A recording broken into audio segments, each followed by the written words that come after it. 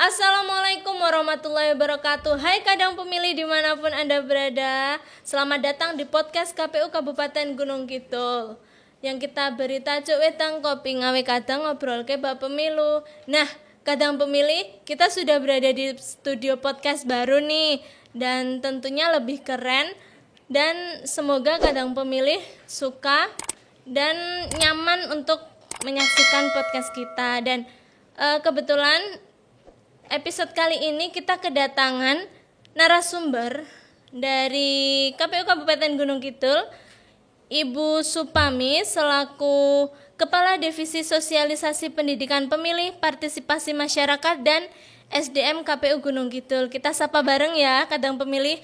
Halo Ibu Pami, bagaimana kabarnya hari ini? Halo Mbak Sri dan juga kadang pemilih, tentunya kabarnya alhamdulillah baik-baik saja dan semoga kadang pemilih juga dalam keadaan sehat selalu. Oh, alhamdulillah. Baik Ibu, kita lama nggak jumpa ya Bu ya di podcast KPU Gunung Kidul ini, mungkin hampir 1 tahun. Iya betul Mbak Sri. Kita menyiapkan studio ini ya Bu ya, kita bisa bilang studio nggak sih Bu ini? Meskipun minimalis tapi ini kita sudah siapkan untuk kadang pemilih tentunya. Iya betul, biar terlihat keren sih Bu ini ya Bu. Saya juga shock tadi masuk pertama di sini. Oke Bu, kita akan ngobrol nih tentang sebentar Mbak Sri, sebelum kita ngobrol ini sebenarnya ada satu yang belum dikenalkan ini. Apa ini Bu? Ini dia. Oh iya. Saya juga lupa. Ini apa sih Bu? Kalau boleh tahu? Ini maskot pemilu 2024 Mbak Sri. Jadi Mbak Sri mau dikenalkan ini siapa, siapa gitu. Saya tadi sih udah diberitahu namanya siapa ya. Oh ini Sura. Sura itu apa ya Bu? Ini Sura, ini suara rakyat. Nah kalau ini Sulu, suara pemilu. Jadi suara rakyat ini adalah suara pemilu. Oke ya. Oke. Berarti ini nanti maskotnya akan dikenalkan ke kadang pemilih ya Bu ya, setiap ada sosialisasi. Jadi nanti setiap ada event, ada sosialisasi tentunya kita akan mengajak si Sura dan Sulu ini meskipun dalam bentuk maskot. Jadi biar masyarakat ini akan semakin mengenal maskot kita si Sura dan si Sulu. Oh, berarti nanti biar lebih tersampaikan gitu ya ke masyarakat. Oke Ibu, KPU Gunung Kidul ini sudah masuk tahapan apa sih Bu untuk menghadapi pemilu 2024 itu? Oke, kita cerita tahapan ini Mbak Sri. Tahapan pemilu ini sebenarnya sudah kita mulai di tahun 2022, 1 tahun yang lalu di bulan Juni ini sudah dimulai. Jadi panjang sekali ya, jadi sampai dari penyusunan program, jadwal dan tahapan, kemudian penetapan peserta pemilu ya sudah ditetapkan, ada 18 partai nasional dan 6 partai lokal Aceh itu. Kemudian ada verifikasi administrasi calon DPD. Nah, untuk saat ini kalau di KPU Kabupaten Gunung Kidul atau di KPU Kabupaten yang lain ini tahapannya ini pengajuan dokumen perbaikan persyaratan bakal calon legislatif. Nah, ini di waktu sekarang ini sampai 2 minggu ke depan. Kemudian untuk data pemilihnya ini tahapannya ini sudah ditetapkan daftar pemilih tetap yang tentunya nanti daftar pemilih tetap ini akan dipakai untuk penentuan jumlah logistik, kemudian surat suara tentunya di dalamnya ya, kemudian lagi untuk penentuan TPS. Nah, kemudian lagi untuk tahapan yang lain tentunya kalau di divisi saya ini sosialisasi dan pendidikan pemilih ya. Ini sebenarnya sudah dimulai dari awal tahapan ini sampai nanti selesai tahapan pemilu. Ini untuk tahapan sosialisasinya. Yaitu cerita singkatnya untuk tahapan yang sudah kita laksanakan. Jadi sudah sampai penetapan daftar pemilih tetap ya Bu ya? Ya, sudah. Oke, tadi Ibu menyinggung tentang sosialisasi nih. Kalau di KPU Kabupaten Gunung Kidul itu sendiri sosialisasi ke masyarakat itu seperti apa, Bu? Ya, kalau di KPU Gunung Kidul sendiri tentunya untuk sosialisasi di masyarakat itu ada berbagai macam ya. Jadi ada yang melalui media sosial, seperti sekarang kita ini, podcast ini tentunya untuk menyentuh masyarakat yang memang dia menikmati kegiatan sosialisasi ini melalui media-media sosial, baik itu podcast, IG, YouTube dan lain-lain. Kemudian untuk tatap muka ini kita juga turun ke masyarakat untuk tatap mukanya. Lah untuk tatap muka ini kita juga tidak bekerja sendiri Mbak Sri. Ya, ini kita kerjasama juga dengan Kesbangpol, baik Kesbangpol Gunung Kidul, Kesbangpol DIY dan juga stakeholder terkait. Nah, untuk kegiatan tatap muka ini kita terjun langsung ke masyarakat. Jadi ke kelurahan-kelurahan itu kita sosialisasikan tahapan-tahapan baik yang sudah berjalan, sedang ataupun akan berjalan. Itu kegiatan kita. Iya. Oke. Tentunya dari kegiatan sosialisasi ini tujuannya itu untuk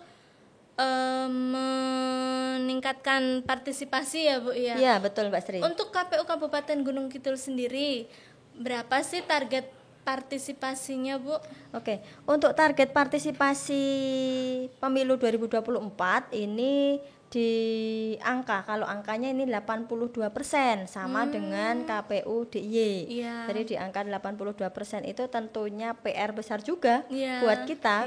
Bagaimana tinggi. Di masa sekarang ini kita harus meningkatkan atau mengepus masyarakat dari berbagai elemen, berbagai segmen ini harus sama-sama berpartisipasi sampai nanti akhirnya masyarakat ini dengan kesadaran diri sendiri ini bisa mengikuti tahapan-tahapan kemudian sampai nanti ke pemungutan suara masyarakat ini bisa hadir ke TPS.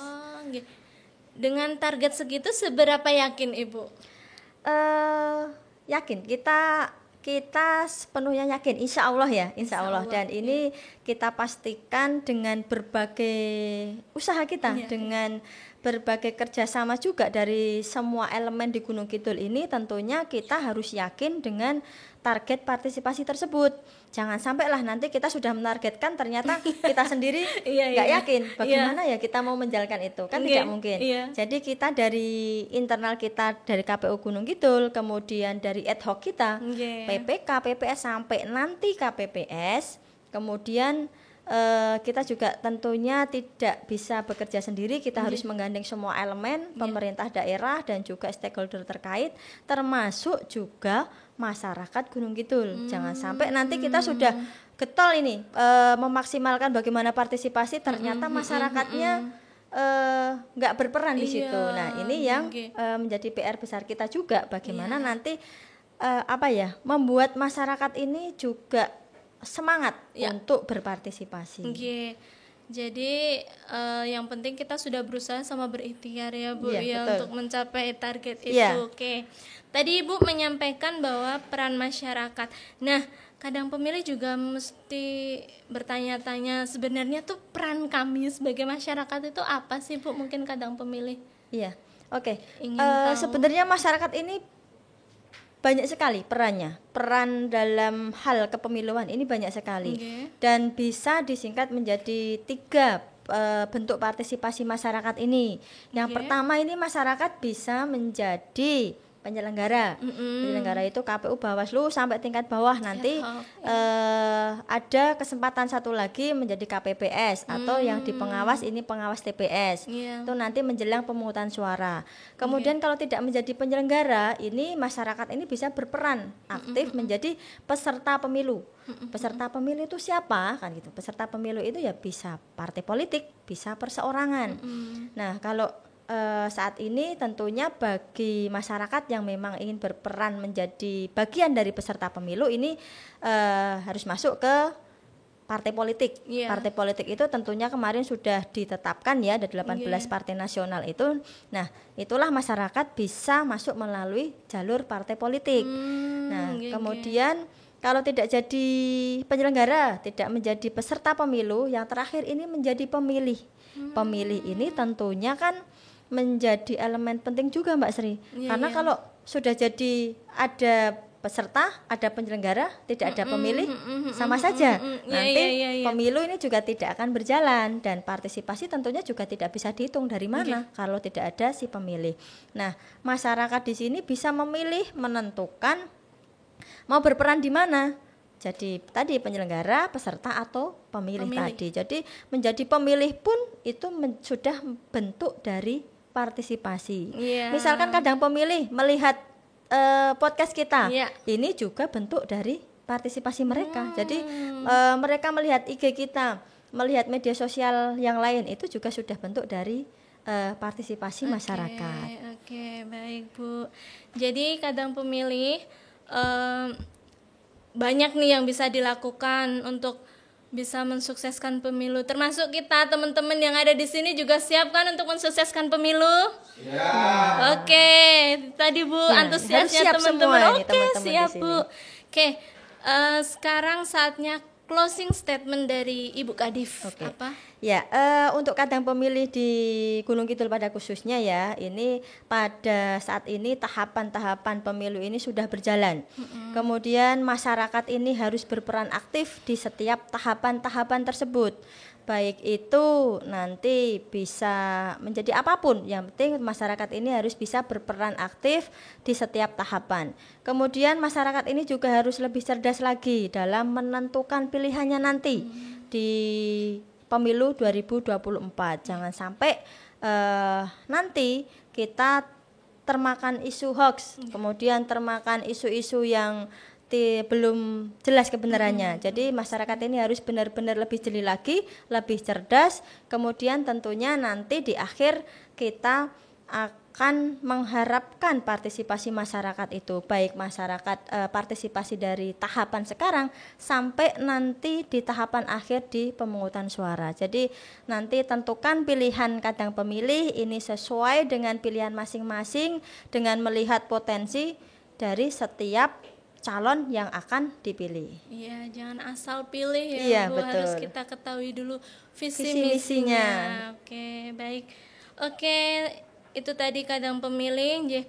Bu Pami matur nuwun sanget sudah berkenan hadir di podcast kita kali ini. Iya, Mbak, sama-sama kita. Mungkin lain kali kita akan ngobrol-ngobrol lagi, Bu. Kita akan mungkin dengan tema-tema lain yang mungkin lebih menarik lagi di kalangan muda, di kalangan pemula dan segmen lain lah yang tentunya akan ditunggu oleh kadang pemilih kita. Iya, tentunya kadang pemilih menunggu Bu, karena ini setahun nggak melihat podcast pemilu itu mungkin mereka rindu mungkin Bu. Oke, baik. Itu saja kadang pemilih obrolan singkat kita bersama Ibu Kadif yang cantik ini. Dan jangan lupa ya kita untuk selalu follow entah itu IG, Facebook, Twitter dan tentunya YouTube. Jangan lupa like, comment, and subscribe. Dan nanti alamat sosmed kita sudah tertera di link bawah. Baik, kadang pemilih, sekian obrolan kita. Wabillahi taufik wal hidayah. Wassalamualaikum warahmatullahi wabarakatuh. Sampai jumpa.